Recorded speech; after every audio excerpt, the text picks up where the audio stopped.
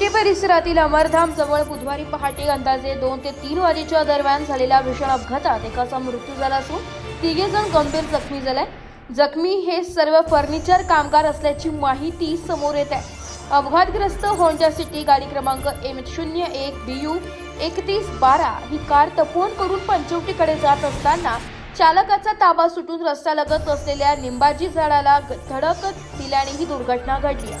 अपघातात सूरज संजय यादव याचा मृत्यू झाला असून राजेश हरी ठाकूर, प्रियांशु मोहित विश्वकर्मा आणि सतीश संतोष यादव हे गंभीर जखमी झाले. जखमींना तात्काळ उपचारासाठी रुग्णालयात दाखल करण्यात आले.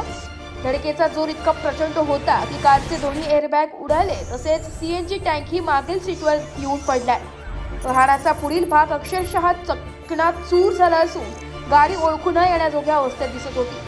प्रत्यक्षदर्शींनी अपघातांच्या वेळी वाहनांचा वेग सुमारे 110 किमी प्रति तास असल्याचा दावा केला जातोय.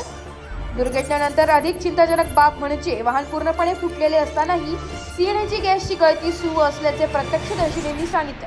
त्यामुळे घटनास्थळी काही काळ दहशतीचे वातावरण निर्माण झाले होते. पोलिसांनी घटनास्थळी धाव घेत पंचनामा करून पुढील तपास सुरू केलाय. ब्युरो रिपोर्ट, नाशिक लोकशाही न्यूज, नाशिक.